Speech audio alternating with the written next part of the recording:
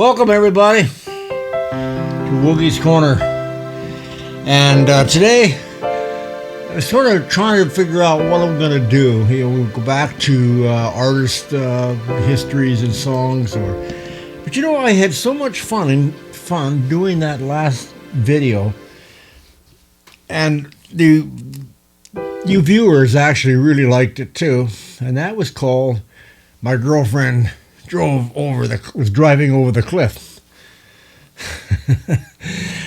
Well, yeah, okay. That was so much fun doing that. I decided to kind of stay with that theme one more time. This was around the same time. Those of you who haven't listened to that episode, please do, because it really sets the stage for this one. It was in September of '69, so I'm going to remember around the 15th. And by that time, folks, the lovely Deanna Lindana was officially my girlfriend, okay?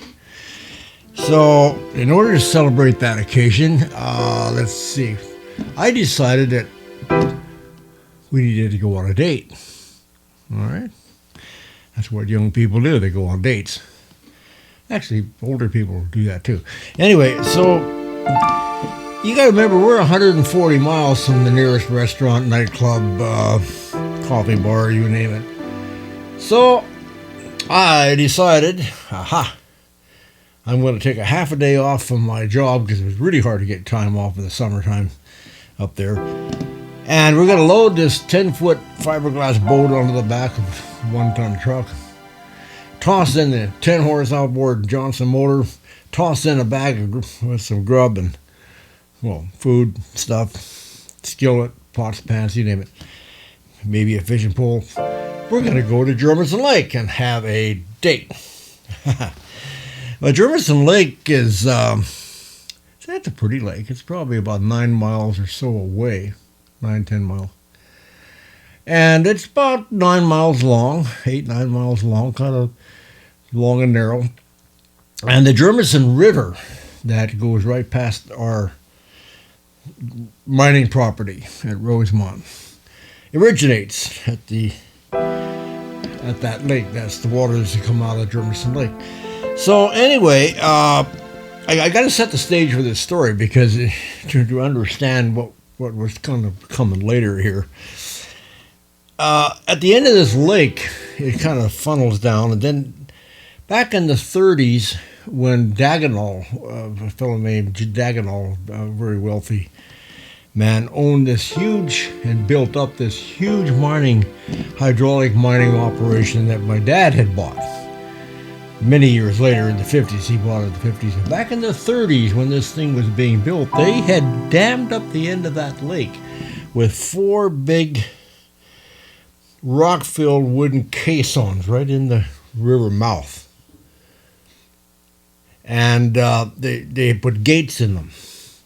The whole idea was to raise and lower and regulate the level of the whole lake as a water source for these big hydraulic monitors. If anyone's ever seen those working with the water roaring out the end and up against the gravel bank, that was a monitor. But it took a lot of water to run these things. So anyway, they had constructed this flume and ditch and gate system 9 miles or so through the most impossible terrain that you can imagine to get to their property right at Rosemont, which is now our property.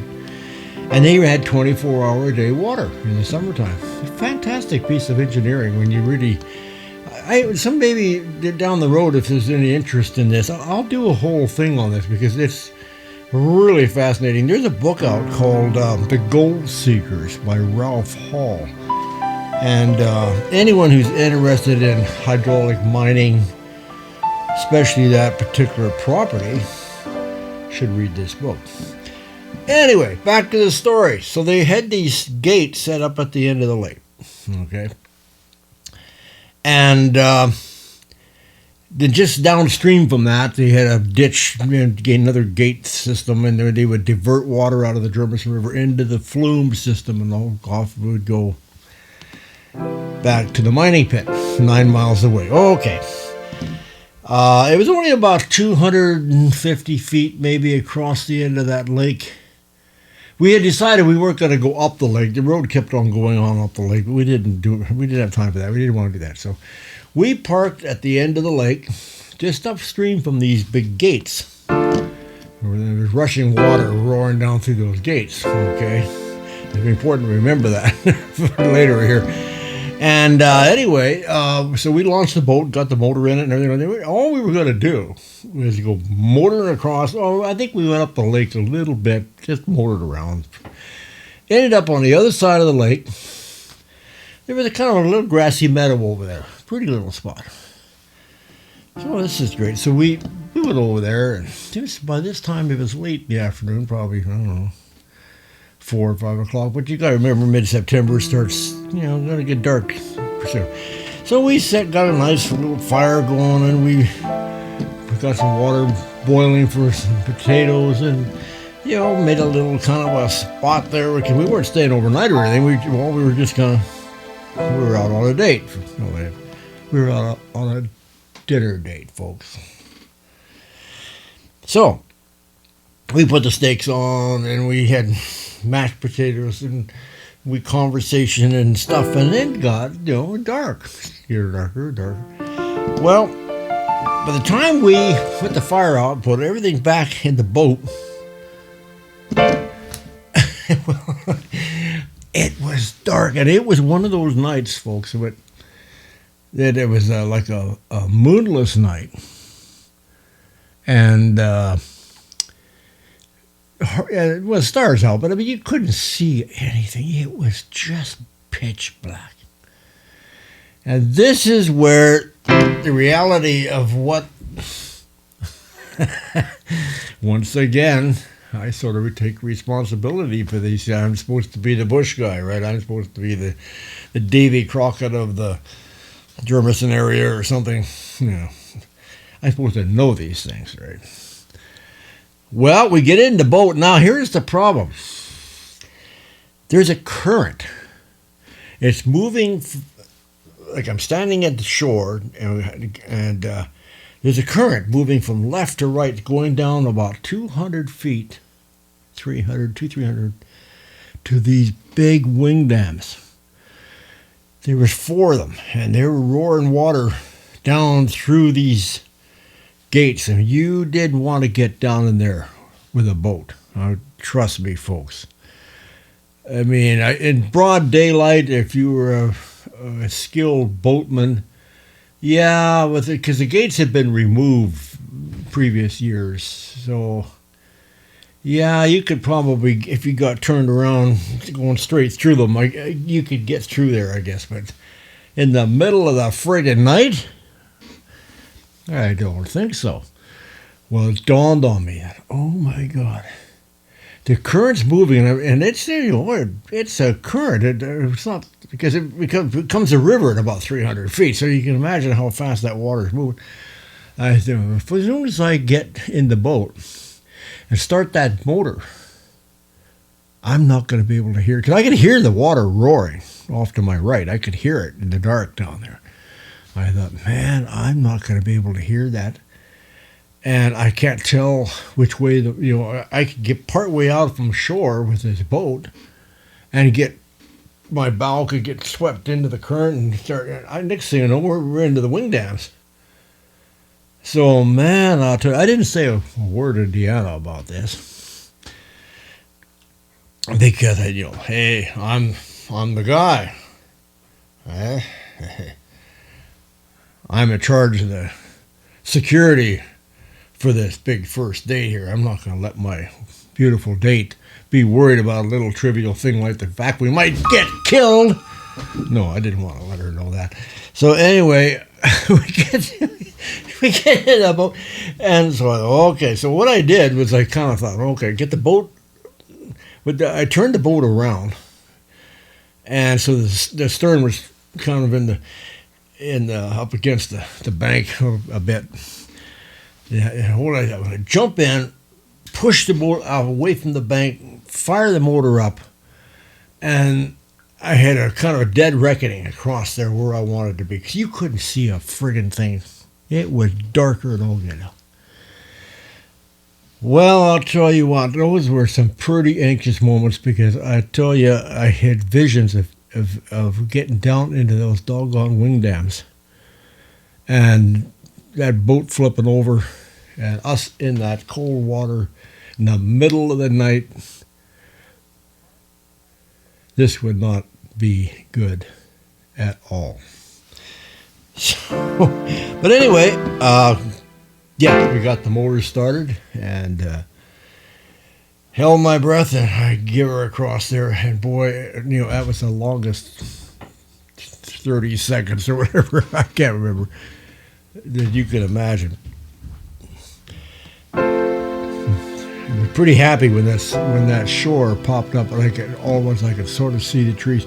We popped up on the other shore, probably about 50 feet upstream from where the pickup was. But boy, I was sure glad to see that other shore, I'll tell you what.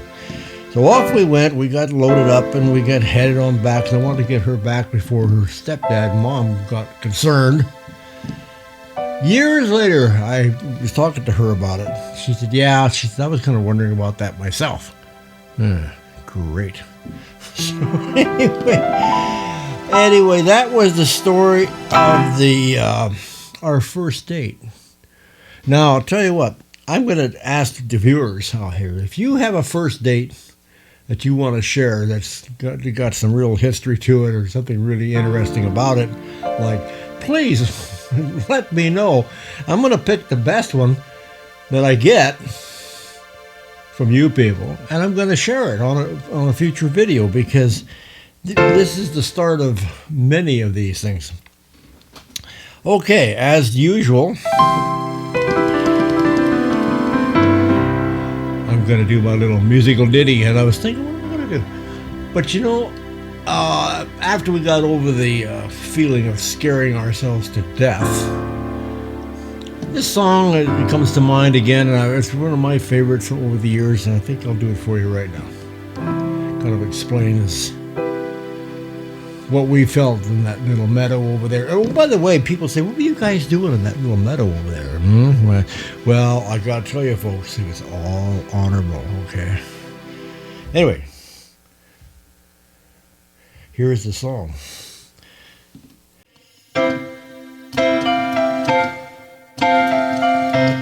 Make the world go away. Take it off of my shoulders. Say the things you used to say. Make this world go away. I'm sorry if I hurt you. I'll make it up day by day. Just say that you love me. Make this world go away.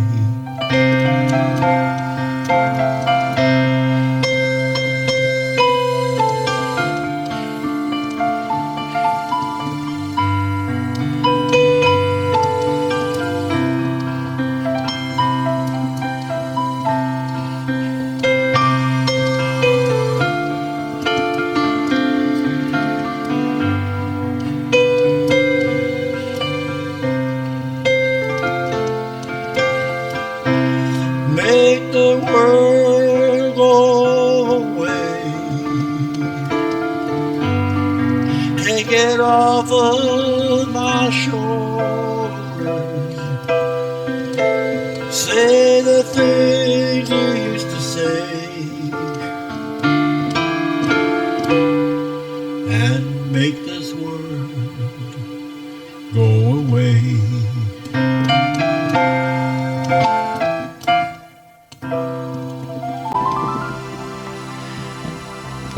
Yeah, folks, make the world go away.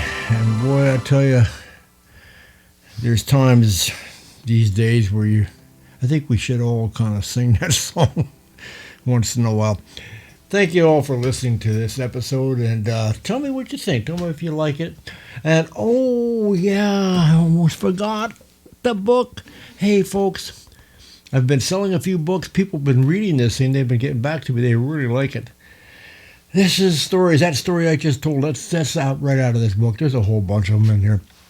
And believe it or not, they're true. Rattlesnakes, Airplanes, and Gold. We're working on a link, but to get to like an email thing, and then you could just contact me direct, and I'll send you a book. Okay. But in the meantime, Amazon.com for Rattlesnakes, Airplanes, and Gold. And that's about it for today. We'll see you later.